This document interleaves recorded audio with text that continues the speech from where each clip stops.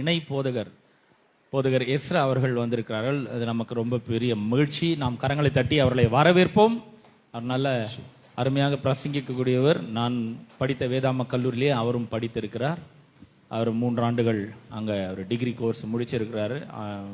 இறையியல் படிப்பை பட்டப்படிப்பை முடித்து முடித்ததிலிருந்து என்னோடு இணைந்து பணிபுரிந்து வருகிறார். கடந்த 3 ஆண்டுகளாக அவர் என்னோடு இணைந்து பணிபுரிந்து வருகிறார். இந்த ஊழியத்திலே அவர் பங்கு மிகவும் அதிகமாக இருக்கிறது. அவர் ரொம்ப சிறந்த ஒரு பிரசங்கியார். ஆகவே நம்ம அவரை கரங்களை தட்டி வரவேற்போம். எல்லாரும் கரங்களை தட்டி நன்றாக.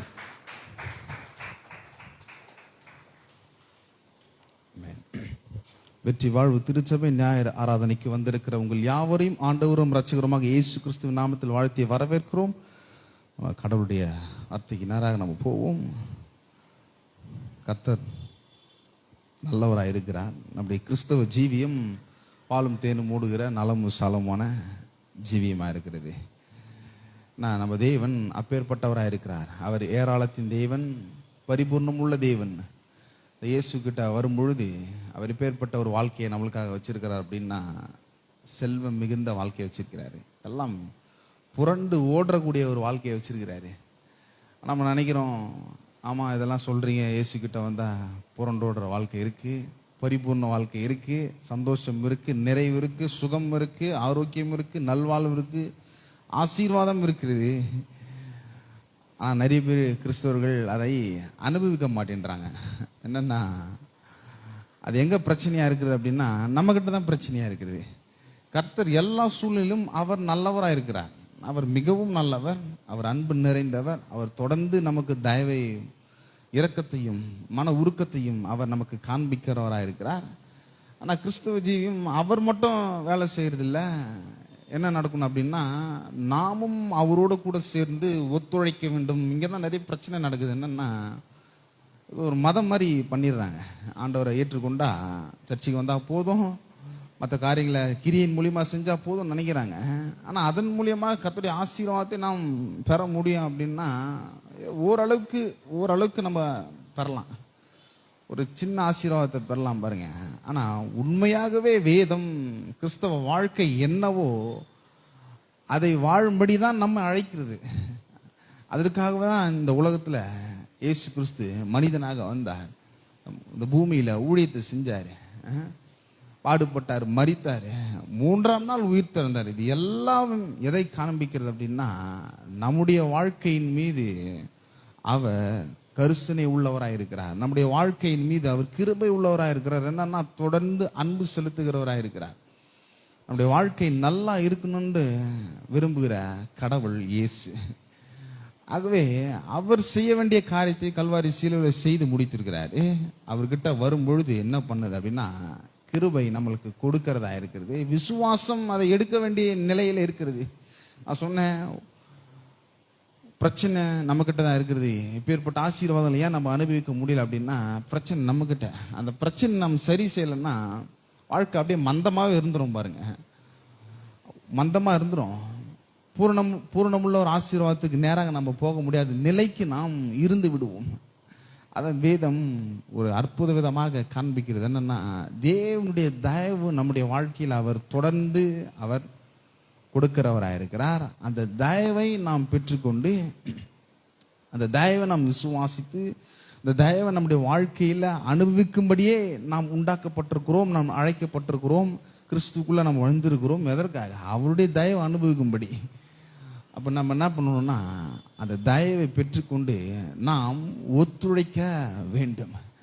ஆகவே இன்றைக்கு நாம் பார்க்க போகிற காரியம் என்னன்னா நெகேமியனுடைய வாழ்க்கையில் கர்த்தருடைய தயவு எப்பேற்பட்டதாக இருந்தது, அந்த தயவை அவருடைய வாழ்க்கையில் அவர் எப்படி அனுபவிச்சாரு, அங்கே எப்படி அனுபவிச்சாருன்றதை நம்ம பார்த்து அதனுடைய தேவனுடைய தயவை நம்முடைய வாழ்க்கையில் சுலபமாக நாம் எடுக்க முடியும், கண்டுபிடிக்க முடியும்.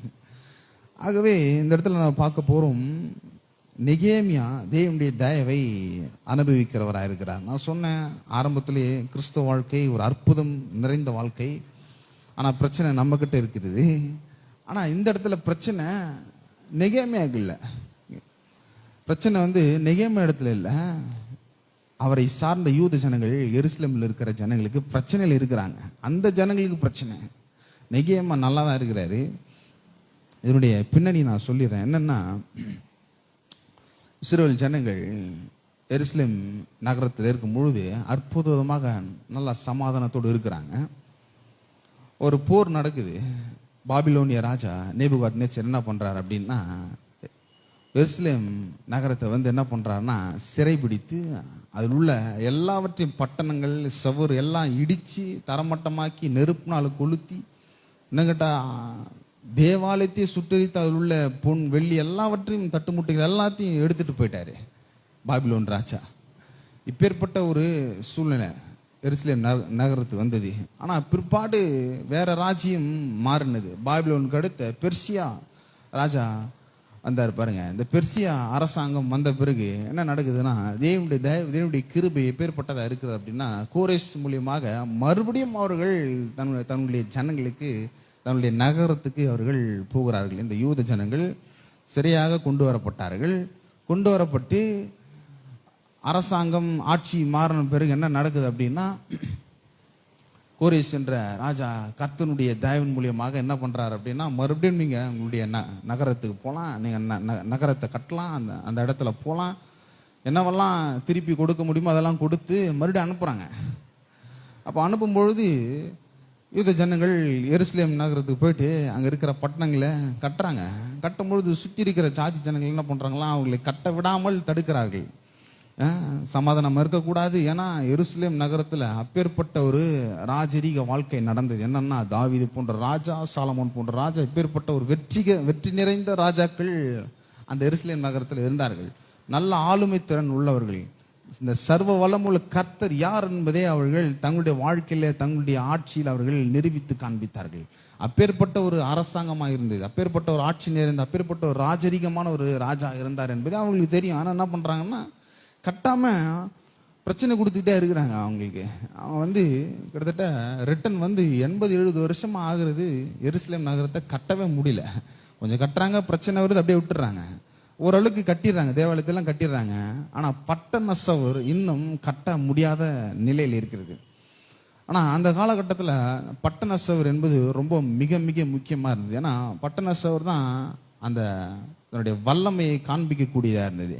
அந்த பட்டண சவர் இல்லைன்னா ஈஸியா சுலபமா எதிரி எல்லாவற்றையும் மறுபடியும் கலைச்சி போட்டு மறுபடியும் அடிமையாக்கி கொண்டு போகிற சூழ்நிலை ஏற்படும். அப்போ மறுபடியும் என்ன பண்றாங்கன்னா, அந்த பட்டண சவர் கட்ட முடியாத நிலைக்கு அவர்கள் போயிடுறாங்க. சுற்றி இருக்கிற ஜாதி ஜனங்கள் என்ன பண்றாங்கன்னா, கேலி செய்கிறார்கள், கிண்டல் பண்றாங்க. உங்க தேவன் இப்படி ஆக்கும், அப்படி ஆக்கும், நீங்க என்ன அப்படி பண்ணுவீங்களா, இப்படி பண்ணுவீங்களா, கிண்டல் பண்றாங்க, அவமானப்படுத்துறாங்க, நிந்திக்கிறாங்க, அவங்கள பகைக்கிறார்கள். இப்பேற்பட்ட ஒரு சூழ்நிலை இருக்கிறது. இப்பேற்பட்ட சூழ்நிலையில தான் நெகேமியா புஸ்தகத்துல நெகேமியா ஒரு காரியத்தை செய்கிறவராக இருக்கிறார். நெகேமியா அந்த எருசலேம் நகரத்திலிருந்து நெகேமியாவை பார்க்கும்படி அவங்க சகோதரர்கள் யூத ஜனங்கள் வருகிறார்கள். இந்த சூழ்நிலை பிரச்சனை நெகேமியாக்கள்ல யூத ஜனங்களுக்கு இருக்கிறது. ஆனா தேவனுடைய தயவு எப்பேற்பட்டதா இருக்குது அப்படின்னா, நெகேமியா மூலியமாக தேவனுடைய தயவு அவர்களுக்கு கிடைக்கும்படி கர்த்தர் செய்கிறவராய் இருக்கிறார். அப்போ இப்பேற்பட்ட சூழ்நிலை அந்த பட்டண சவரை கட்ட முடியாம பிரச்சனை பண்றாங்க. அப்போ நெகேமியா 1ஆம் புஸ்தகத்துல அவர் நம்ம வாசிக்க போகிறோம் பாருங்க. என்ன நடக்குது அப்படின்னா, நெகேமியா 1ஆம் அதிகாரம் 1-3. அகலியாவின் குமாரனாகிய நெகேமியாவின் நடவடிக்கைகள் 20ஆம் வருஷம் கிஸ்லேயு மாதத்தில் நான் சூசான் என்னும் அரண்மனையில் இருக்கும்போது சம்பவித்தது என்னவென்றால், என் சகோதரரில் ஒருவனாகிய ஆனானியும் வேறு சில மனுஷரும் யூதாவிலிருந்து வந்தார்கள். அவரிடத்தில் நான் சிறையிருப்பில் மீண்டு தப்பின யூதரின் செய்தியும் எருசலேமின் செய்தியும் விசாரித்தேன். அதற்கு அவர்கள் சிறையிருப்பில் மீந்திருந்தவர்கள் அந்த தேசத்திலே மகா தீங்கையும் நிந்தையும் அனுபவிக்கிறார்கள். எருசலேமின் அலங்கம் இடிபட்டதும் அதன் வாசல்கள் அக்னியினால் சுட்டரிக்கப்பட்டதுமாய் கிடக்கிறது என்றார்கள். இப்போ இந்த சூழ்நிலை, இந்த பிரச்சனை நெகேமியா காதுக்கு வருகிறது. நெகேமியா காதுக்கு வந்த பிறகு நெகேமியா எப்படி அங்க ரியாக்ட் பண்றாரு பாருங்க. உண்மையாகவே நெகேமியா ஒரு தேவனுடைய மனுஷனா இருக்கிறாரு, தேவனை அன்பு செலுத்துகிறவரா இருக்கிறாரு. ஏன் அப்படின்னா, இந்த செய்தியை கேட்ட பிறகு என்ன நடக்குது நெகேமியாக்கு அப்படின்னா, 4ஆம் வசனத்துல இந்த வார்த்தைகளை கேட்டபோது நான் உட்கார்ந்து அழுது சில நாள் துக்கித்து உபவாசித்து மன்றாடி பரலோகத்தின் தேவனை நோக்கி ஜெபம் செய்கிறாரு. நெகேமியா ஒரு தேவனுடைய மனுஷனா இருக்கிறாரு. அங்க எருசலேம்ல ஜனங்கள் கஷ்டப்படுற செய்தி நெகேமியாக்கு வரும் பொழுது, இந்த வார்த்தைகளை கேட்டும் பொழுது என்ன நடக்குதுன்னா, அவர் உட்கார்ந்து அழுவுறாரு. சில நாள் துக்கித்து உபவாசித்து ஜெபம் பண்றாரு. இது எதை காண்பிக்கிறது அப்படின்னா, அவருடைய உள்ளம் தேவன் மீது ஒரு அன்புள்ள ஒரு இருதயமா இருக்கிறது. ஏன்னா இந்த இடத்துல நான் பார்க்கும் பொழுது, நான் இந்த பகுதியை நான் வாசிக்கும் பொழுது நான் நின்று யோசித்தேன். என்னன்னா, பிரச்சனை நெகேமியாக்கு இல்லை, எந்த விதமான ஒரு கடினமான சூழ்நிலை இல்லை. நெகேமியா நல்லா இருக்கிறாரு. ஏன்னா நெகேமியா சிறையிருப்பில் கொண்டு வரப்பட்டு அந்நிய தேசத்தில் பிறந்தார். இவர் அடுத்த தலைமுறை தானியேல், சாத்ராக், ஆபேத்நேகோ இருக்கிறாங்க பார்த்தீங்களா, அடுத்த தலைமுறைக்கு பிறந்தவர் நெகேமியா. இவர் எருசலேம் நகரத்திலே பார்க்காதவர், எருசலேம் நகரத்தில் பிறக்காதவர், அதனுடைய மண் வாசனை கூட எப்படி இருக்குன்னு தெரியாத நபர் நெகேமியா. அந்த நெகேமியா என்ன பண்றாரு அப்படின்னா, எருசலேம் பாழாக்கப்பட்டது, இடிக்கப்பட்டது, அந்த பட்டண சுவர் இன்னும் கட்ட முடியாத சூழ்நிலை இருக்கிற அந்த செய்தியை கேட்கும் பொழுது என்ன பண்றாரு அப்படின்னா, உட்கார்ந்து அழுது சில நாள் துக்கி உபவாசித்து மன்றாடுறாரு. ஏன்னா இதனுடைய இருதயம் எப்பேற்பட்ட ஒரு இருதயமாக இருக்கிறது அப்படின்னா, தேவனுடைய இருதயமா இருக்கிறது. ஏன்னா ஒரு சம்பவம் இருக்கிறது சுவிசேஷத்துல நம்ம வாசிக்கும் பொழுது, லுக்கு 19ஆம் அதிகாரம் 41ஆம் வசனத்துல, இயேசு நடந்து போகையில அந்த எருசலேம் பட்டணத்தை பார்த்து கண்ணீர் விட்டார் அப்படின்னு சொல்லப்படுகிறது. ஆனா அது உண்மையாகவே மொழிபெயர்க்கப்பட்ட அப்படின்னா சத்தமா அழுதார் என்று வருகிறது. அந்த உள்ளத்தை நாங்கள் பார்க்குறோம். இயேசு எப்படிப்பட்டவராக இருக்கிறார், தயவுள்ளவராக இருக்கிறார், கிருபை உள்ளவராக இருக்கிறார். அந்த இயேசுனுடைய உள்ளம் எப்பேற்பட்டதாக இருக்கிறதை நான் பார்க்கும் பொழுது, இங்கே அதே போல நெகேமியோட உள்ளமும் இருக்கிறது. அந்த ஜனங்களுக்காக என்ன பண்றாருன்னா, துக்கம் அடைகிறாரு, அழுகுறாரு, என்ன பண்றாருன்னா உபவாசிக்கிறாரு. அந்த ஜனங்களுக்காக பரலோகத்தின் தேவன் நோக்கி ஜபம் செய்கிறவராக இருக்கிறார். நம்ம இந்த ஜபத்துல ஒரு 4 ஸ்டெப் இருக்குது. என்னன்னா, நெகேமியாக்கு நான் சொன்ன நெகேமியாக்கு எந்த பிரச்சனையுமே இல்லை. ஆனா இந்த செய்தி வரும் பொழுது அவர் துக்கம் வருகிறது, அழுகை வருகிறது. ஜனங்களுக்காக பரிதபிக்கக்கூடிய ஒரு இருதயம் உள்ள மனுஷனாக நெகேமியா அந்த இடத்துல நின்று அவர்களுக்காக ஜெபிக்கக்கூடியவனா இருக்கிறார். அப்போ ஜெபிக்கக்கூடியவனா இருக்கும் பொழுது இப்பேற்பட்ட காரியம் நடைபெறுகிறது. அடுத்தது என்ன பண்ணணும், அவர் ஒரு நல்ல பொசிஷன்ல இருக்கிறாரு. என்னன்னா, ராஜாவுக்கு பானபாத்திரக்காரனா இருக்கிறாரு. இந்த பெர்சியா ராஜா இருக்கிறார் இல்லையா, அர்த்தசஷ்டா, அந்த அர்த்தசஷ்டா ராஜாவுக்கு இவர் பானபாத்திரக்காரனா இருக்கிறார். ஒரு நல்ல ஒரு பொசிஷன்ல இருக்கிறாரு. எப்பொழுதுமே ராஜானுடைய சமூகத்துல நிக்கணும். ராஜா எப்பெல்லாம் சாப்பிட்றாரோ அப்பெல்லாம் அந்த திராட்சை ரசத்தை என்ன பண்ணணும்னா சரி பார்த்து அதில் ஏதாவது விஷம் இருக்கிறதா. ஏன்னா அந்த காலகட்டத்திலாம் ராஜாக்கள் இந்த விஷம் வச்சு கொள்றதை ரொம்ப முக்கியமாக கருதுனாங்க. ஆனால் என்ன பண்ணணும்னா, அந்த திராட்சை ரசத்துல அந்த சாப்பாடுல ஏதாவது விஷம் கலந்துருக்கான்னு செக் பண்ணி ராஜாவுக்கு பரிமாறணும். அப்பேற்பட்ட ஒரு வேலைக்காரன், பணியாளன், பானபாத்திரக்காரன் ஒரு ராஜாவுக்கு முன்பாக நிற்கணும். ஒரு நல்ல பொசிஷன்ல தான் இருந்தாரு. எந்த ஒரு கஷ்டமும் இல்லை, எந்த ஒரு கவலையும் இல்லை, எந்த ஒரு பயமும் இல்லை, நல்ல ஒரு வாழ்க்கையில் இருந்தார் நெகேமியா. ஆனா எருசலேமுக்குன்னு ஒன்று வரும்போது, யூத ஜனங்களுக்கு ஒன்று வரும்போது என்னன்னா, எப்பேற்பட்ட உள்ளமுடையவராக இருக்கிறார்னா, அவர்களுக்காக துக்கம் அடைகிறார், அவர்களுக்காக அழுகுறார், உபவாசிக்கிறாரு, அவர்களுக்காக பரலோகத்தின் தேவனை நோக்கி ஜபம் செய்கிறவராக இருக்கிறார். இப்போ அவருக்கு தெரியும் இப்பேற்பட்ட சூழ்நிலை, இப்பேற்பட்ட பிரச்சனையா இருக்குது, என்ன பண்ணணும் அப்படின்னா, இப்போ அவங்க சகோதரர்கள் வந்தாங்க, யூத ஜனங்கள் வந்தாங்க.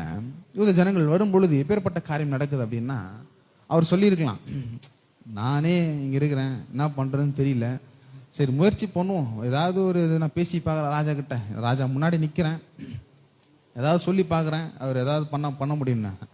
அப்படி அவர் நினைக்கல. அவர் எப்பேற்பட்ட ஒரு பிரச்சனையில் இருக்கிறார் அப்படின்னா, மிகப்பெரிய ஒரு பிரச்சனை.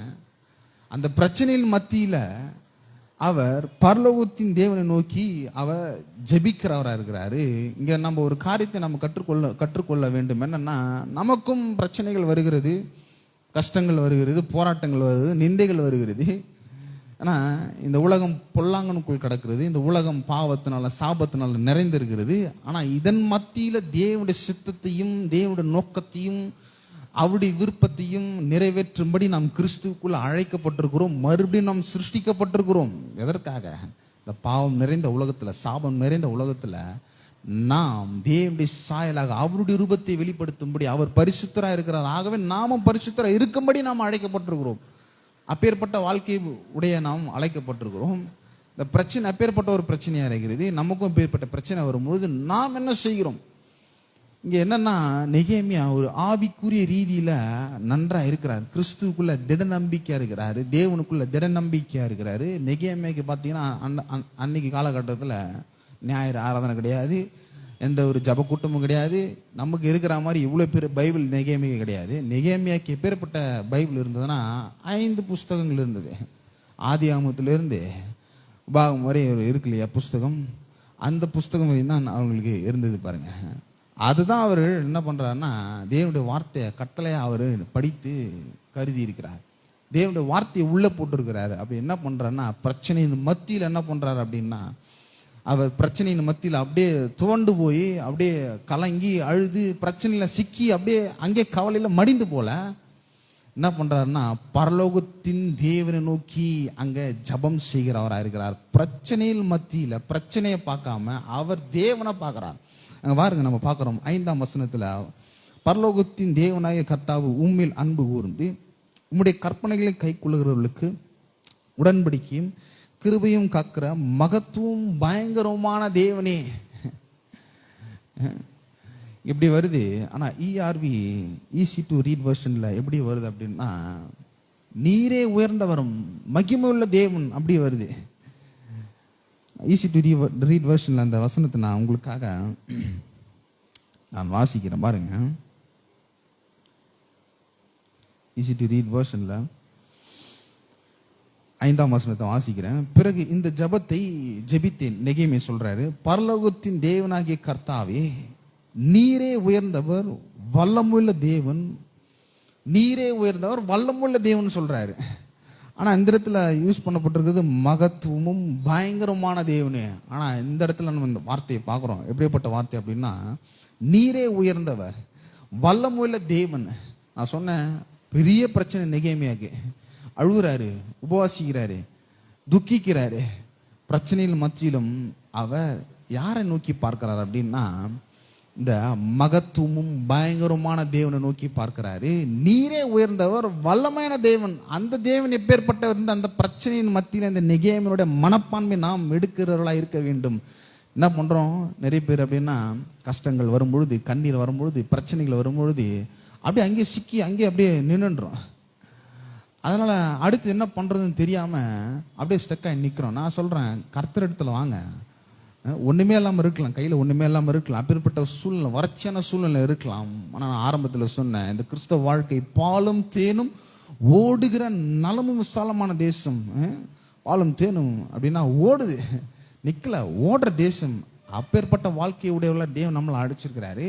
ஆனா பிரச்சனைகள் வரும்பொழுது, போராட்டங்கள் வரும்பொழுது, ஒரு வியாதி வரும்பொழுது, வியாதியின் எண்ணங்கள், பயத்தின் எண்ணங்கள் வரும்பொழுது நீங்க என்ன பண்ணணும்னா, இந்த பரலோகத்தின் தேவனை நோக்கி பாருங்கள். இவர் எப்பேற்பட்டவர் என்பதை நம்ம பார்க்கும் பொழுது, இந்த பிரச்சனையை காட்டிலும் இவர் பெரியவர், நீரே உயர்ந்தவர், நீரே பெரியவர், வல்லமுள்ள தேவன். இதெல்லாம் நாம் தியானிக்கும் பொழுது, பழைய உடன்படிக்கையில, பழைய ஏற்பாட்டில் இந்த கர்த்தர் எப்பேற்பட்டவராக இருக்கிறார் அப்படின்னா, அதெல்லாம் இந்த நெகேமியா புஸ்தகத்தில் இருக்கிறது. அவங்க எல்லாம் நினைச்சு பார்க்குறாங்க, இந்த கர்த்தர் எப்பேற்பட்டவராக இருக்கிறார் அப்படின்னா, இஸ்ரவேல் ஜனங்களை வழி நடத்தினவர். எகிப்து தேசத்துல அவங்க அடிமைதனத்தில் இருந்தாங்க. அற்புத விதமாக அவர்களை அங்கிருந்து வெளியே கொண்டு வந்தாரு. அற்புத விதமாக செங்கடலை பிளந்து அந்த அந்த தண்ணி ஈரம் கூட அவங்க காட்டில் படாம அப்படி வட்டாந்தரையில் நடந்து வராங்க. அவங்க கால் வீங்கவும் இல்லை, அவங்க வஸ்திரம் பழமையா இருந்ததில்லை, நல்லா மன்னவனால போஷித்தாரு. கண்மலையை பிளந்து தண்ணீரை கொடுத்து திருப்தி உள்ள வாழ்க்கை. இப்பேற்பட்ட ஒரு தேவனா இருக்கிறார் என்பதை நெகேமியா புஸ்தகத்துல அவங்க நினைச்சு பார்க்கறாரு. அதனால தான் பிரச்சனை வரும்பொழுது அங்கே பயந்து அப்படியே உட்காந்துடக்கூடாது. ஏன்னா கவலைப்படுங்க, மனுஷன் அப்படியே ஒடிக்கிறோம், பயத்தை கொண்டு வந்துடும். இந்த பயம் எண்ணங்கள் வரும்பொழுது, கவலை வரும்பொழுது அப்படியே வாழ்க்கை எப்பேற்பட்டதா சூழ்நிலை அப்படின்னா ஒரு மட்டமான, ஒரு மந்தமான நிலைக்கு போயிடும். இது பிசாசுடைய செயல்பாடு, பிசாசுடைய தந்திரம். பயத்தை கொடுத்து, கவலையை கொடுத்து, கிறிஸ்தவ வாழ்க்கை ஒரு வெற்றி நிறைந்த வாழ்க்கையா இருக்கிறது. அந்த வெற்றியை நாம் பெறக்கூடாது, அந்த வெற்றியில நம்ம இருக்கக்கூடாது, நல்ல ஆரோக்கியத்தில் இருக்கக்கூடாது, ஆசீர்வாதமா இருக்கக்கூடாது அப்படின்னு என்ன பண்றான்னா ஒரு சின்ன எண்ணத்தை போடுறான், கவலையை போடுறான், பிரச்சனையின் எண்ணத்தை போட்டு பயத்தை கொடுத்து அப்படியே ஒடுக்கி அதே இடத்துல ஸ்டக் பண்ண, அப்படியே அங்கே நின்னணும் அப்படின்னு விரும்புறான். ஆனா நான் சொல்றேன், அதே இடத்துல நீங்க நிற்கும் பொழுது அங்கே நின்றுவீங்க. நீங்க அதே இடத்துல நின்று இந்த தேவனை நோக்கி பாருங்கள், தியானியுங்கள். இவர் எப்பேற்பட்டவராக இருக்கிறாரு, எப்பேற்பட்ட கர்த்தராக இருக்கிறாரு, எப்பேற்பட்ட ஒரு மீட்பராக இருக்கிறாரு, எப்பேற்பட்ட ஒரு மகத்துவமான பயங்கரமான தேவனாக இருக்கிறாரு. நெகேமியா பாருங்க, நெகேமியா புஸ்தகத்திலிருந்து நாம் இதை கற்றுக்கொள்ளுவர்களாக இருக்க வேண்டும். முதல் காரியம், அவரை நோக்கி நீரே மகத்துவம் உள்ளவர், நீரே உயர்ந்தவர், நீரே பயங்கரமான தேவன் அப்படின்னு நம்ம என்ன பண்ணணும்னா கற்றுக்கொள்ள வேண்டும். அவரை நோக்கி அவரை பார்த்து இந்த காரியத்தை நாம் கற்றுக்கொள்ள வேண்டும். ரெண்டாவது என்னன்னா, நம்மளை சப்மிட் பண்ணணும் கர்த்தருக்கு நேராக. நம்ம நினைக்கிறோம் இந்த பிரச்சனை தானே நானே கையாளுறேன். இல்லை, அந்த மாதிரி நீ கையாண்டீங்கன்னா கர்த்தரை என்ன பண்றீங்கன்னா நீங்க வேலை செய்யாமல் தடுக்கிறீர்கள். அவர் நினைக்கிறாரு, நான் உனக்காக வேலை செய்யறேன், நீ எனக்கு ஒத்துழை, நீ எனக்கு இடம் கொடு. இந்த நெகேமியாவுடைய ஜெபத்துல நம்ம பார்க்க முடிகிறது. என்ன பண்றாருன்னா அவர் சொல்றாரு, ஆண்டவரே நான் பாவம் செஞ்சேன், என்னுடைய தகப்பனா நானும் என் தகப்பன் வீட்டாரும் பாவம் செய்தோம். இந்த நெகேமியன் புஸ்தகத்தை நீங்க வாசித்து பார்த்தீங்கன்னா நெகேமியா எங்கேயுமே ஒரு பாவத்தை செஞ்சிருக்க மாட்டார். அப்படிப்பட்ட ஒரு காரியமே இங்கே அந்த புஸ்தகத்தில் இருக்காது. ஆனா அவர் சொல்றாரு, அவரே சப்மிட் பண்றாரு, அவரே அங்க ஒப்பு கொடுக்கிறாரு. ஜபத்துல என்ன பண்றாருன்னா, ஆண்டவரே நான் பாவம் செஞ்சேன், என்னுடைய எங்க தகப்பன் வீட்டாரும் யூத ஜனங்களும் நாங்கள் பாவம் செஞ்சோம் அப்படின்னு என்ன பண்றாருன்னா அவரே அங்க ஒப்பு கொடுக்கிறவராக இருக்கிறாரு, தேவன் நோக்கி பார்க்கிறவராக இருக்கிறாரு, அவரை சப்மிட் பண்றவராக இருக்கிறாரு. அடுத்த காரியம் என்னன்னா, அவருடைய வார்த்தைய ஜபத்துல அவர் ஏறெடுக்கிறவராய் இருக்கிறார். அவர் சொல்றாரு பாருங்க 8ஆம் வசனம், நீங்கள் கட்டளையை மீறினால் நான் உங்களை ஜாதிகளுக்குள்ளே சிதறடிப்பேன் என்றும், நீங்கள் என்னிடத்தில் திரும்பி என் கற்பனைகளை கை கொண்டு அவைகளுடைய செய்வீர்களானால் உங்களில் தள்ளுண்டு போனவர்கள் வானத்தின் கடையாந்திரத்தில் இருந்தாலும் நான் அங்கே இருந்து அவளை சேர்த்து என் நாமம் விளங்கும்படி நான் தெரிந்து கொண்ட ஸ்தலத்துக்கு அவளை கொண்டு வருவேன் என்றும் தேவரீர் உம்முடைய தாசனாகிய மோசேக்கு கட்டளையிட்ட வார்த்தையை நினைத்தருளும். பாருங்க, ஜபத்துல என்ன பண்றாரு அப்படின்னா தேவனுடைய வார்த்தையை நினைத்தருளும் தேவனுக்கே சொல்றாரு. நான் சொன்ன உபாகம புஸ்தகத்தில் இதெல்லாம் கொடுக்கப்பட்டிருக்கிறது. என்னன்னா, பாவம் செய்யும் பொழுது நீர் சிதறடிக்க பண்ணுவீர், மறுபடியும் உம்மை நோக்கி கூப்பிடும் பொழுது அந்த ஸ்தலத்துல நீர் அவர்களை ஆசீர்வதிப்பீர், நீர் ஒன்று சேர்த்து நீர் யார் என்று அந்த ஜனங்களுக்கு காண்பிப்பீர் என்று இங்க நெகேமியா என்ன பண்றாருன்னா தேவனுக்கே அவருடைய வார்த்தையை நினைப்பூட்டுகிறவராய் இருக்கிறார். அப்போ இப்பேற்பட்ட காரியங்கள் நடைபெறுகிறது. என்னங்க, தேவனுடைய தயவு நீங்க நெகேமியோட வாழ்க்கையில சொன்னீங்க, நீங்க பாட்டு ஏதோ சொல்றீங்க அப்படின்னா 1ஆம் அதிகாரத்திலிருந்து பார்த்தா தான் தேவனுடைய தயவு எப்பேற்பட்டதா இருக்கிறது. இந்த நெகேமியா எப்பேற்பட்ட மனுஷனா இருக்கிறாரு, அவருடைய இருதயம், அவருடைய செயல்பாடு, அவருடைய மனதின் விருப்பங்கள் எல்லாம் எப்பேற்பட்டதா இருக்கிறதுன்னு நாம பார்க்கும்போது தான் தேவனுடைய தயவை நம்முடைய வாழ்க்கையில அனுபவிக்க முடியும் இல்லையா? நான் சொன்னேன், முதல் அதிகாரத்திலே பிரச்சனை வந்துருச்சு. என்னன்னா, எருசலேம்ல இருந்து ஜனங்கள் இப்பேற்பட்ட ஒரு சூழ்நிலையை நெகேமிக்கு பண்ணாங்க. நெகேமியா இப்போ ஜெபிக்கிறாரு, தேவனை நோக்கி ஜெபிக்கிறார். பிரச்சனை அல்ல, இந்த கர்த்தர் யார் என்பதை நோக்கி ஜெபிக்கிறார். 4வது என்னன்னா, அவருடைய வாழ்க்கையில அவருடைய இந்த எருசலேம் நகரத்துக்காக, யூத ஜனங்களுக்காக தேவனுடைய தயவு வரும்படி ஜெபிக்கிறார். தேவனுடைய உம்முடைய தயவு வரட்டும், நீர் செயல்படுவீராக என்று அவர் ஜெபிக்கிறவராக இருக்கிறார். இப்படி ஜெபித்துட்டு அடுத்தது எங்க போக போறாரு அப்படின்னா ராஜா கிட்ட வரப்போறாரு. இந்த இடத்துல 11ஆம் வசனத்தை வாசிக்கிறேன். நெகேமியா 1ஆம் அதிகாரம் 11ஆம் வசனம். ஆண்டவரே, உமது அடியானின் ஜெபத்தையும் உமது நாமத்துக்கு பயப்பட வேண்டும் என்று விரும்புகிற உமது அடியாரின் ஜெபத்தையும் உமது செவிகள் கவனித்திருப்பதாக. இன்றைக்கு உமது அடியானுக்கு காரியத்தை கைகூடு வர பண்ணி இந்த மனுஷனுக்கு முன்பாக எனக்கு இரக்கம் கிடைக்க பண்ணியறலும் என்று பிரார்த்தித்தேன். ஜெபிக்கிறார் பாருங்க, இரக்கத்தை கொடுங்க ஆண்டவரே. நான் ராஜாவுக்கு பானபாத்திரக்காரனாய் இருக்கிறேன். எந்த மொழிபெயர்ப்புல அந்த அளவுக்கு சொல்லப்படலை, ஆனா ERV டிரான்ஸ்லேஷன்ல சொல்லப்படுது பாருங்க. நெகேமியாவோட மனப்பான்மை எப்பேற்பட்ட ஒரு மனப்பான்மை இருக்கும் என்பதை நாம் இங்க கற்றுக்கொள்ள முடியும். ERV ஈஸி டு ரீட் வெர்ஷன்ல நான் வாசிக்கிறேன் அந்த வசனத்தை. பிற்பகுதியிலிருந்து வாசிக்கிறேன். நான் ராஜாவின் திராட்சரச பணியாளன் என்பது உமக்கு தெரியும். எனவே இன்று எனக்கு உதவும். ராஜாவினிடத்தில் உதவி கேட்கிற போது நீர் எனக்கு உதவும். என் காரியத்தை கைகூடி வரப்பண்ணும். ராஜாவுக்கு நான் விருப்பமுடையவனாக இருக்கும்படி உதவும். எப்படி ஜெபிக்கிறாரு பாருங்க நெகேமியா. ராஜாவினிடத்தில் உதவி கேட்க போறேன், நீர் எனக்கு உதவும், என் காரியத்தை கைகூடி வரப்பண்ணும். இந்த விருப்பம், இந்த சித்தம் யாருடையதா இருக்கிறது அப்படின்னா நெகேமியா ஜெபிக்கிறாரு இல்லையா, அவருடைய சொந்த கருத்தை ஜெபிக்கிறாரா? இல்ல. பிலிப்பியருக்கு எழுதின நிருபத்துல 2ஆம் அதிகாரம் 13ஆம் வசனத்தில் சொல்லப்படுகிறது, தேவனே சித்தத்தை கொடுக்கிறார் அப்படின்னு சொல்லப்படுகிறது. ஆனா உண்மையாகவே அந்த அர்த்தம் என்னன்னா, தேவனுக்கேற்ற விருப்பத்தை கொடுத்து அந்த சித்தத்தை அவரே நிறைவேற்றி நமக்கு அந்த ஆசீர்வாதத்தை கொடுத்து அதுல அவர் மகிழ்ந்து களி கூறுகிறார் என்பதை உண்மையாகவே அந்த மொழிபெயர்ப்பை சொல்லப்படுகிறது. இப்ப இங்க நம்ம இங்க பார்த்து கொண்டிருக்கிறோம், நெகேமியா எப்பேற்பட்டவராக இருக்கிறார் அப்படின்னா, ஜெபிக்கிறார். நான் போறேன், ராஜா கிட்ட போறேன், நான் உதவி கேட்க போறேன், இந்த காரியத்தை நீர் கைகூடி வரப்பண்ணும், நீர் அவருக்கு முன்பாக நான் போக போறேன், என்னை அவருக்கு முன்பாக விருப்பம் உள்ளவனாக நீர் என்னை மாற்றும் என்று ஜெபிக்கிறவராக இருக்கிறார் நெகேமியா. அதாவது அவர் கண்களில் எனக்கு நீர் இரக்கத்தையும் தயவையும் காண்பிக்க வேண்டும் என்று தேவனிடத்தில் அவர் ஜெபிக்கிறவராக இருக்கிறார். ஜெபித்துட்டு எங்க போறாருன்னா ராஜா கிட்ட வரப்போறாரு. இந்த 2ஆம் அதிகாரத்துல தான் தேவனுடைய தயவு அற்புத விதமாக வெளிப்பட போகிறது. என்னன்னா எல்லாம் கரெக்டு, நெகேமியா ஜெபிக்கிறாரு, பிரச்சனை வரும்போது ஜெபிக்கிறாரு, கர்த்தரை நோக்கி கூப்பிட்டார், எல்லாம் கரெக்டு. என்னன்னா ஒரு காரியத்தை உதவி கேட்க போகிறாரு, ராஜா கிட்ட போக போறாரு, இந்த பெர்சியா ராஜா கிட்ட, அர்த்தசஷ்டா ராஜா கிட்ட வர போறாரு, கேட்க போறாரு. என்ன இங்க ஒரே பெரிய ஒரு ட்விஸ்ட் பிரச்சனை அப்படின்னா, எருசலேம் நகர பட்டணத்தை கட்டக்கூடாது என்று கட்டளை கொடுத்த ராஜாவே இந்த ராஜா தான், இந்த அர்த்தசஷ்டா ராஜா தான். இதுக்கு முன்னாலே நீங்க எஸ்ரா புஸ்தகத்தை நீங்க படிச்சுட்டு வந்தீங்கன்னா பார்த்து வந்தோம்னா, அந்த கட்டளை இந்த ராஜா கொடுத்துருப்பாரு. என்னன்னா அங்க இருக்கிற சுற்றி இருக்கிற ஜனங்கள் என்ன பண்றாங்கன்னா, இந்த ராஜாவுக்கு கடிதத்தை எழுதுறாங்க. எஸ்ரா புஸ்தகம் 4ஆம் அதிகாரத்துல 17லிருந்து 23ஆம் வசனம் வரையும் இந்த காரியம் அங்க நடைபெற்றிருக்கிறது. அது ஒரு பெரிய பகுதி, இப்ப நான் வாசிக்கல. அந்த பகுதியில் நீங்க பாத்தீங்கன்னா அங்க சுற்றி இருக்கிற ஜனங்கள் என்ன பண்றாங்கன்னா, இந்த ராஜாவுக்கு இது பண்றாங்க, ராஜாவே உம்மிடத்துல வந்த ஜனங்கள் இங்க இருக்கிற பட்டணத்தை கட்டுறாங்க, அப்படி இந்த பட்டணத்தை கட்டிட்டாங்கன்னா, இந்த செவரை கட்டிட்டாங்கன்னா உமக்கு எந்த பங்கும் வராது, உமக்கு எந்த டாக்ஸும் கட்ட மாட்டாங்க. ஏன்னா இவங்க அப்படிப்பட்ட ஜனங்கள்.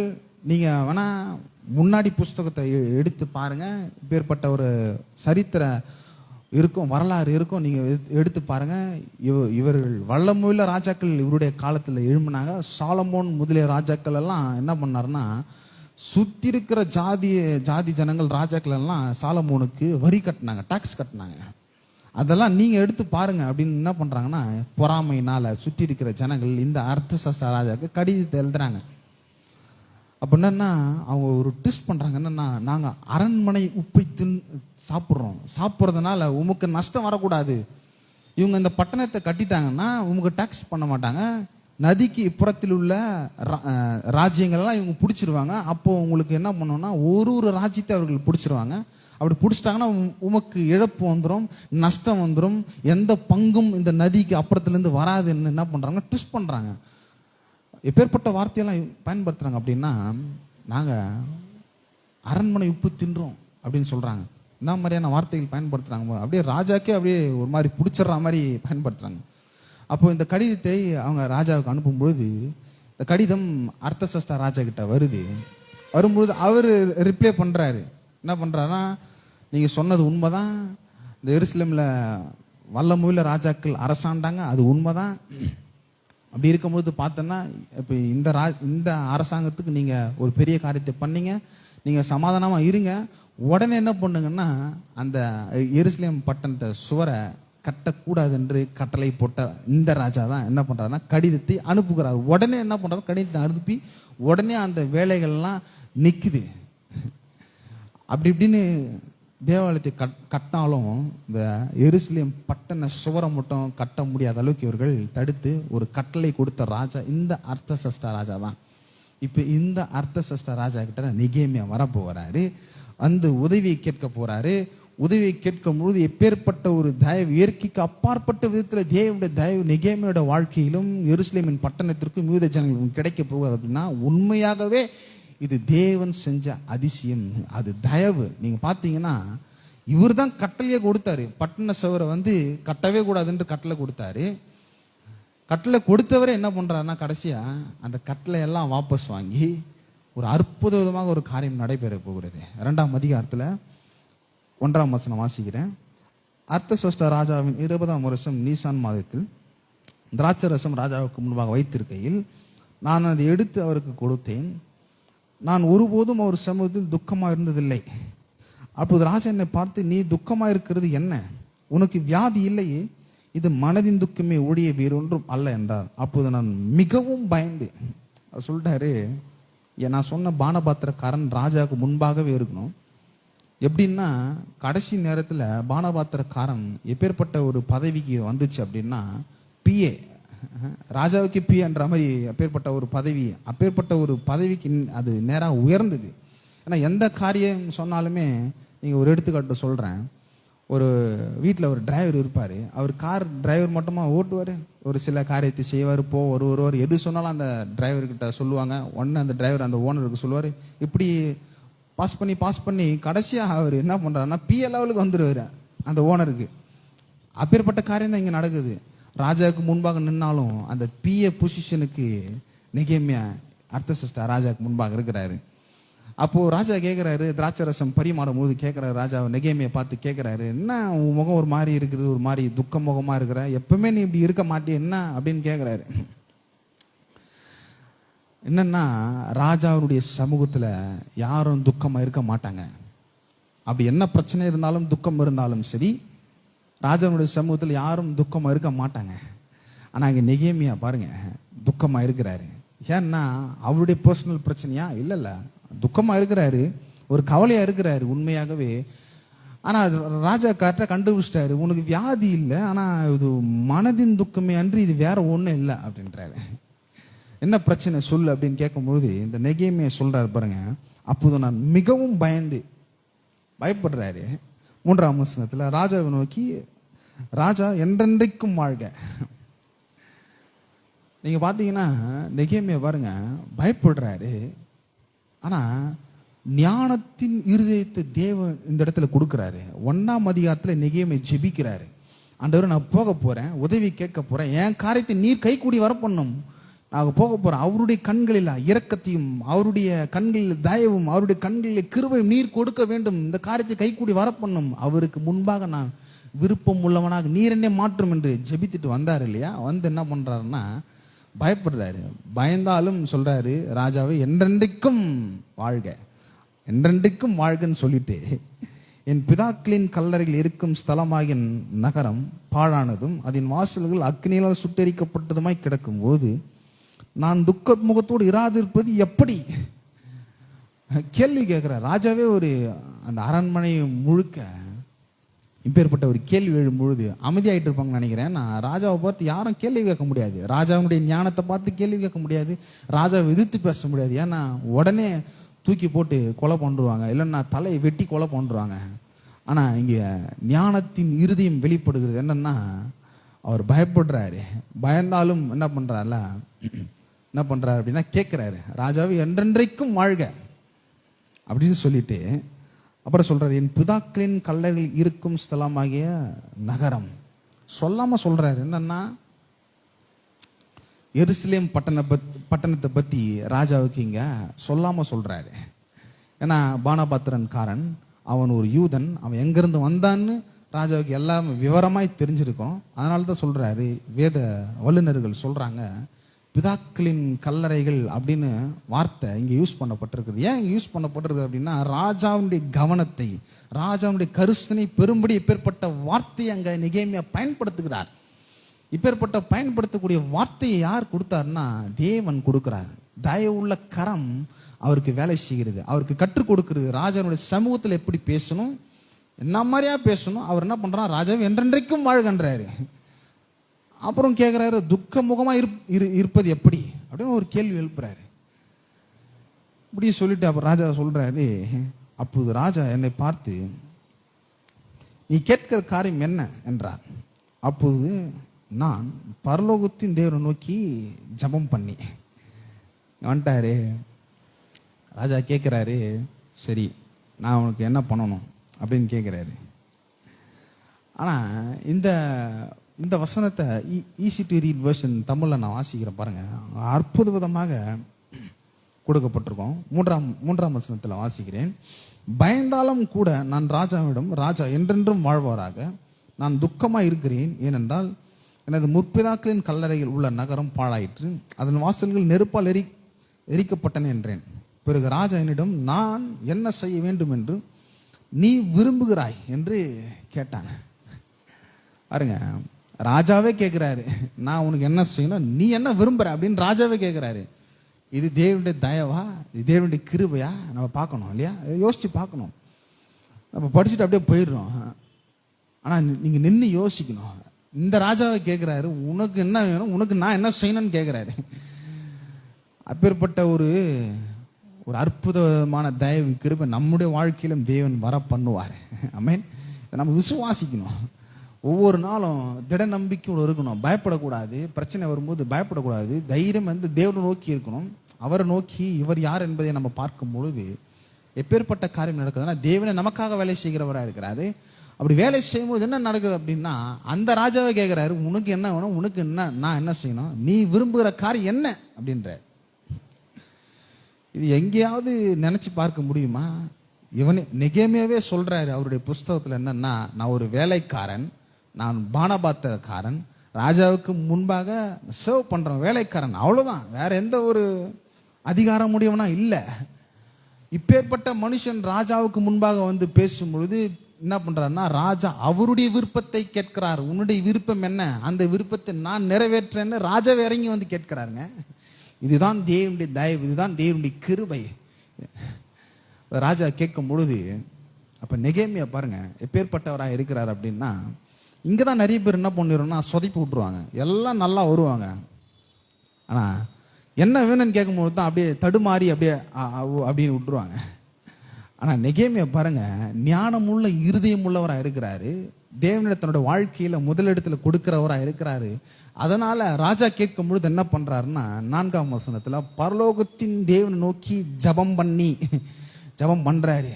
தேவனுடைய விருப்பம் என்ன, தேவனுடைய சித்தம் என்ன, அவர் என்ன இந்த காரியத்துல நமக்கு செய்ய போறாரு, அவர் உள்ள இருந்து அந்த வித்தின் செகண்ட்ல பிரசன்ஸ் ஆஃப் மைண்ட், அந்த வித்தின் செகண்ட்ல கேட்கிறாரு. பரலோகத்தின் தேவனை உள்ள இருந்து மனதில் ஜெபிக்கிறவராக இருக்கிறாரு. அப்போ ஜெபிக்கும் பொழுது என்ன நடக்குதுன்னா, உள்ள இருந்து தேவன் வெளிப்படுத்தி இருப்பாரு நெகேமியாக்கு, நீ என்ன கேட்கணும், நான் வேலை செய்யறேன் பின்னாடி, அந்த ராஜா உனக்கு எல்லாவற்றையும் கொடுப்பான், எல்லாவற்றையும் காரியத்தை கொடுப்பார் என்று நெகேமியாக்கு உள்ள இருந்து தேவன் வேலை செய்யறாருங்க. ஏன்னா நெகேமியா கேட்கிறாரு, ஜெபம் பண்றாரு உள்ள இருந்து. அது யாருடைய சித்தமா இருக்கிறது. பிற்பாட நீங்க நெகேமியா புஸ்தகத்தை வாசித்து பார்த்தீங்கன்னா, நெகேமியா சொல்றாரு, தேவன் எனக்கு உள்ள ஒரு எண்ணத்தை வைத்தார். அந்த எண்ணம் என்னன்னா, தேவனுடைய தயவை வெளிப்பட போகிறது. அந்த எண்ணம் என்னன்னா, விடுதலையாக்கப்பட போறார்கள். அப்போ ராஜாவை கேட்கிறாரு, நான் உனக்கு சில காரியத்தை பண்ணணும்னு விரும்புறேன், சரி சொல்லு என்னன்னு கேட்கிறாரு. அதுக்கு ராஜாவை பார்த்து, ராஜாவுக்கு சித்தமாக இருந்து அடியனுக்கும் இது சமூகத்தில் தயை கிடைத்ததானால் என் பிதாக்களின் கல்லறையில் இருக்கும் பட்டணத்தை கட்டும்படி யூதா தேசத்துக்கு நீரினை அனுப்ப வேண்டிக் கொள்கிறேன் என்றேன். கேட்கிறாரு பாருங்க,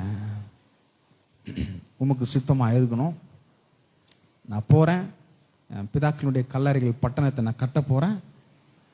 எப்படி கேட்குறாருன்னா, லீவ் கேட்கல, லீவ் கொடுங்க நான் போய் கட்டிட்டு வரேன்னு கேட்கல. அது வந்து என்னன்னா, உம்முடைய அபிஷியல் ஒர்க்காக நீர் கருதுவீராக, நீர் எனக்கு சம்பளம் கொடுக்கணும், நீராகவே என்னை அனுப்பணும், இந்த வேலையை செய்யறதுக்கு நீராகவே என்னை அனுப்பணும், இந்த வேலையை செய்யறதுக்கு எல்லா விதமான மெட்டீரியலும் நீராகவே எனக்கு கொடுக்கணுன்றதை சொல்லாமலே சொல்றாரு. அபிஷியல் ஒர்க்கு வேணும், சம்பளமும் வேணும், நீர் என்னை அனுப்ப வேண்டும் அப்படின்னு சொல்றாரு. அப்போ 6ஆம் வசனத்துல பாருங்க, அப்பொழுது ராஜஸ்திரியும் பக்கத்தில் உட்கார்ந்தாள். இது நான் வாசித்து பார்க்கும் பொழுது இது ஏன் இந்த இடத்துல ராஜஸ்திரியும் பக்கத்தில் உட்கார்ந்தார் இங்கே நெகேமியா எழுதுறாரு அப்படின்னா, கணவன்மார்கள் மனைவி இருக்கும்போது சிறந்த விதத்தில் அவர்கள் நடந்துப்பாங்க. அந்த காலகட்டத்தில் இப்பயும் அப்படிதான் இருக்கிறாங்க. மனைவிகள் இருந்தாங்களே பக்கத்தில் கணவர் எப்படின்னா ஒரு பெரிய ஹீரோ மாதிரி நினச்சிப்பாங்க. அப்படியே வாரி வள்ளல் மாதிரி, நான் தான் கரிசனை உள்ளவனா, நல்லா எல்லாம் எடுத்து கொடுக்குறவனா, அப்படி ஒரு மனுஷனாக, ஒரு சிறந்த மனுஷனாக தன்னை காண்பிக்கக்கூடியவனாக இருக்க முடியும். அப்போ நெகேமியா பாருங்க, அவருடைய எண்ணம் எப்பேற்பட்டதா இருக்குது, அவருடைய இருதயத்தின் நினைவு எப்பேற்பட்டதா இருக்குது. கரெக்டா போற தேவனுடைய தயவு அவருக்கு பின்னாடி இந்த வேலை செய்கிறது. கரெக்டா ராஜஸ்திரி இருக்கும் பொழுது போ, கரெக்டா எப்பேற்பட்ட காரியத்தை கேள். இதெல்லாம் யாருடைய பிளான்னா கர்த்தருடைய பிளானா இருக்கிறது. அவர் இருதயத்தின் நினைவு, நல்ல ஒரு ஞானத்தின் இருதயத்தை கொடுக்கிறாரு. ராஜாவுக்கு முன்பாக நீ எப்படி நடக்க வேண்டும், எப்படி பேச வேண்டும், எப்பேற்பட்ட நேரத்திலும் நான் உனக்கு உதவி செய்ய முடியும் என்பதை இந்த இடத்துல காண்பிக்கக்கூடியது. ஏன்னா எல்லா நேரத்திலும் ராஜஸ்திரி ராஜாவோடு இருக்க மாட்டாங்க. அப்போ அந்த ராஜஸ்திரி உட்கார்றாங்க. அப்போ உட்காரும்பொழுது அவர் கேட்குறாரு, உனக்கு என்ன வேணும்னு கேட்கும்பொழுது அவர் சொல்கிறாரு, நான் இங்கிருந்து அஃபிஷியல் ஒர்க்காக போக போகிறேன். போகும்பொழுது அந்த பட்டண சுவரத்துக்கு கட்டுறதுக்கான எல்லா வேலைக்கான மெட்டீரியல்ஸும் நீ தான் கொடுக்கணும். மர வேலைக்கு எல்லாமே நீ தான் கொடுக்கணும். என் வீட்டு வேலைக்கு எல்லாமே நீ தான் கொடுக்கணுன்ற. ரொம்ப ஓவராக போகிற மாதிரியே இருக்குது. ஆனால் யோசித்து பார்க்கும்பொழுது நெகேமியா எப்படி கேட்குறாரு, ஒரு நியாயமாக என்ன கேட்கணும்னா, இந்த மாதிரி எருசலேம் நகரத்தை போய் கட்டலான்னு இருக்கிறேன், எனக்கு லீவ் வேணும், நாங்கள் போக போகிறேன் அப்படின்னு நியாயமாக கேட்குறதுல விதத்தில் தப்பு இல்லை, கேட்கலாம். ஆனால் என்ன பண்ணுறாருன்னா, லீவ்லாம் கேட்கல, அஃபிஷியல் ஒர்க்காக நீர் கருத வேண்டும், நீரனை அனுப்ப வேண்டும். நீரனை எப்படி அனுப்ப வேண்டும், எல்லா பொருட்களை கொடுத்து எனக்கு அனுப்ப வேண்டும். இதெல்லாம் இந்த வசனத்தில் இருக்குது. இதெல்லாம் வாசித்து பார்த்தீங்கன்னா தெரியும். அப்படியே கேட்குறாரு, எல்லாமே கேட்குறாரு. ராஜா என்ன பண்ணுறாருன்னா எல்லாவற்றையும் அவருக்கு கொடுக்குறாரு. எல்லாமே கொடுத்தாரு. எல்லாமே இவர் கேட்குறாரு. சும்மா ஒன்றும் கேட்கல. என்னன்னா, சில கடிதங்களும் எனக்கு வேண்டும். ஏன்னா போகிற இடத்துல ஒவ்வொரு ஊரையும் நம்ம தாண்டி போகணும். போகும்பொழுது அங்கே இருக்கிற அதிகாரிகள் அதிபதிகள் இருக்கும் பொழுது அவர்களுக்கு லெட்டர் வேணும். இந்த அர்த்தசஷ்டா ராஜா கிட்ட இருந்து நான் வரேன், இந்த வேலைக்காக நான் போகிறேன். அந்த கடிதத்தையும் அவர் கொடுக்குறாரு. கடைசியாக எப்பேற்பட்ட ஒரு நிலைக்கு வந்துட்டார் அப்படின்னா, யூதாவுக்கே இந்த நெகேமியா தான் கவர்னரை அப்பாயின்மெண்ட் பண்ணி இந்த அர்த்தசஷ்டா ராஜா அப்பாயின்மெண்ட் பண்ணி அனுப்புறாரு. நீங்கள் வாசிச்சு நெகேமியா புத்தகத்தை வாசித்து பார்த்தீங்கன்னா தெரியும்.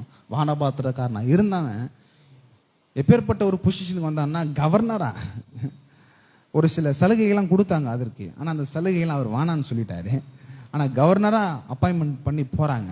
போகும்போது எப்பேற்பட்ட ஒரு காரியத்தோடு போகிறாருன்னா, இராணுவத்தோடு அனுப்புகிறார். குதிரை வீரர்கள், போர் சேவர்கள் எல்லாமே நெகேமியாவுக்கு போட்டு யார் அனுப்புகிறாங்க, இந்த அர்த்தசஷ்டா ராஜா போட்டு அனுப்புகிறார். இது எல்லாமே எப்படி வேலை செய்கிறது அப்படின்னா, இயற்கைக்கு அப்பாற்பட்ட விதத்தில் தேவனுடைய தயவு நெகேமியா வாழ்க்கையில் இருந்தது. அது நெகேமியா சொல்கிறார் பாருங்க. 8ஆம் வசனத்தில், அந்த 8ஆம் வசனத்தில் பிற்பகுதி வாசிக்கிறேன். என் தேவனுடைய தயவுள்ள கரம் என் மேல் இருந்தபடியினால் ராஜா அவைகளை எனக்கு கட்டளையிட்டார். யாருடைய தயவின் கரம்? தேவனுடைய தயவின் கரம் நெகேமியா மேல இருந்ததுனால அவர் என்னவெல்லாம் அர்த்தசஷ்டா ராஜா கிட்ட கேட்டாரோ அது எல்லாவற்றையும் நெகேமியாக்கு இந்த ராஜா கட்டளையிட்டார். இங்க கட்டளையிட்டார்னு வருகிறது. ஈஸி டு ரீட் வெர்ஷன் தமிழ்ல என்ன சொல்லுதுன்னா, நான் கேட்ட எல்லாவற்றையும் ராஜா எனக்கு கொடுத்தார். எப்படி கொடுத்தாருன்னா, சும்மா கொடுக்கல. தேவனுடைய தயவுள்ள கரம் நெகேமியா மேல இருந்ததுனால அவர் கேட்கும் பொழுது எப்பேற்பட்ட ஒரு தயவின் கரம் இருக்குது அப்படின்னா, தேவனுடைய தயவின் கரம் இருக்கிறது.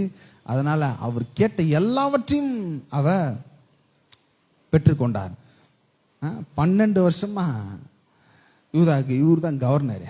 போறாரு வராரு, அப்புறம் அங்கே உடஞ்ச செவர்களெல்லாம் சரி பண்ணுறாரு. இதெல்லாம் எதை காண்பிக்கிறது அப்படின்னா, தேவனுடைய தயவு நம்மீது இருக்கும் பொழுது நீங்கள் எதையெல்லாம் தேவனுடைய சமூகத்தில் வந்து நீங்கள் கேட்கிறீங்களோ, அவருடைய வார்த்தையின் அடிப்படையில் நீங்கள் கேட்கிறீங்களோ, அது எல்லாவற்றையும் அவர் தர வல்லமை உள்ளவராக இருக்கிறார். ஆமென்.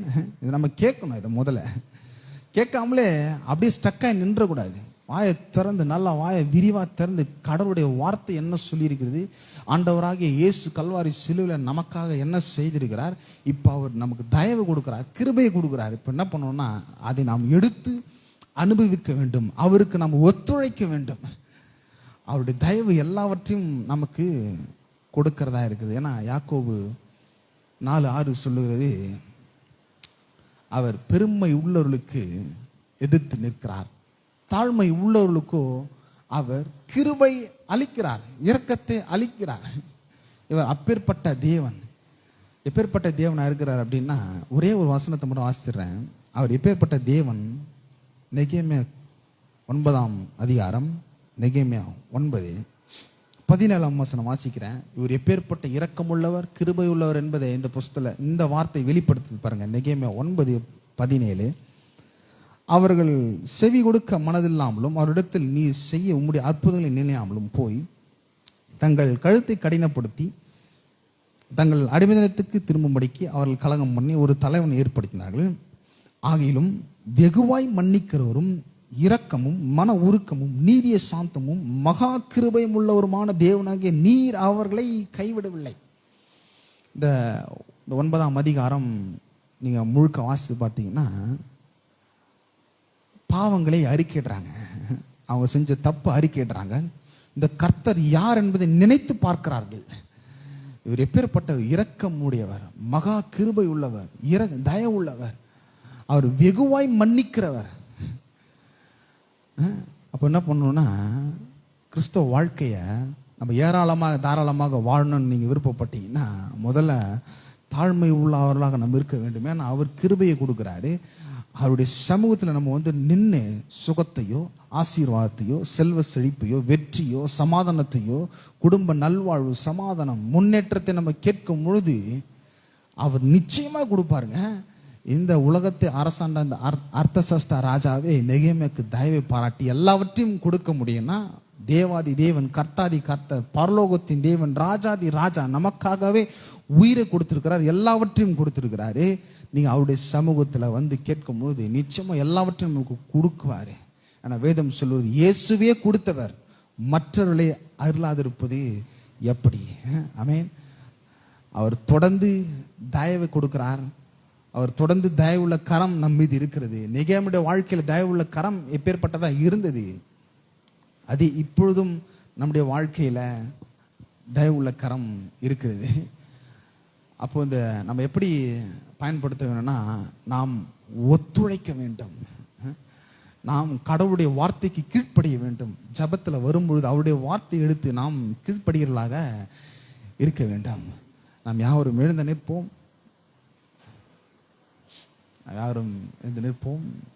ஜெபிப்போம். பரலோக பிதாவே, இயேசுவின் நாமத்தில் முடித்தில் வருகிறோம். ஆண்டவரே, ஆண்டவரே, நீர் நல்லவராக இருக்கிறீர், நீர் உண்மையுள்ளவர், நீர் வாக்கு மாறாதவர். நன்றி செலுத்துகிறோம் ஆண்டவரே. நீர் கிருபை உள்ளவர், நீர் கிருபை நிறைந்தவர் ஆண்டவரே, நீர் பெரியவர் ஆண்டவரே. ஆண்டவரே, நாங்கள் நன்றாய் வாழும்படியே கல்வாரி சிலுவையில் நீர் எங்களுக்காக உயிரை கொடுத்தி, அதற்காக நன்றி. அந்த இரக்கத்தையும் அந்த கிருபையும் நாங்கள் எண்ணி பார்க்கிறோம் ஆண்டவரே. அந்த கிருபை, அந்த இரக்கம் எங்களுக்கு இன்றைக்கு எல்லாவற்றையும் கொடுக்கிறதா இருக்கிறது. நாங்கள் உமக்கு முன்பாக தாழ்மைப்படுகிறோம், உம்முடைய வார்த்தைக்கு நாங்கள் கீழ்ப்படுகிறோம். உம்முடைய வார்த்தை என்ன சொல்லுகிறதோ அதை நாங்கள் எடுத்து உம்முடைய சமூகத்தில் வாயை திறந்து நாங்கள் அதை சொல்லுகிறோம். நீர் அதை நினைத்தருளுவீராக ஆண்டவரே. ஸ்தோத்திரம் ஆண்டவரே. உம்முடைய இரக்கம், உம்முடைய இரக்கத்தின் கரம், உம்முடைய தயவின் கரம் எங்கள் மீது இருக்கிறதுனால நாங்கள் என்னவெல்லாம் தேவனுடைய ராஜ்யத்தில் சமூகத்தில் கேட்கிறோமோ அதையெல்லாம் நாங்கள் பெற்றுக்கொண்டோம் என்ற நிச்சயத்தோடு நாங்கள் இங்கிருந்து போகிறோம் ஆண்டவரே. நீர் பெரியவராக இருக்கிறீர், அதற்காக நன்றி செலுத்துகிறோம் ஆண்டவரே. நீர் நல்லவர், உம்மை மட்டும் நாங்கள் நோக்கி பார்க்கிறோம். எல்லா துதி கன மகிமையும் உமக்கு நாங்கள் செலுத்துகிறோம். இயேசுவின் நாமத்தில் நாங்கள் ஜெபிக்கிறோம், ஆமென். நம்முடைய கர்த்தராக இயேசு கிறிஸ்துவின் கிருபையும் பிதாவாக தேவனுடைய அன்பும் பரிசுத்த ஆவியானுடைய பாதுகாவலும் ஐக்கியம் இன்றும் என்றும் சதா காலங்களும் இன்றும் என்றும் நம்மோடு கூட இருப்பதாக. ஆமென். கர்த்தர் நல்லவர்.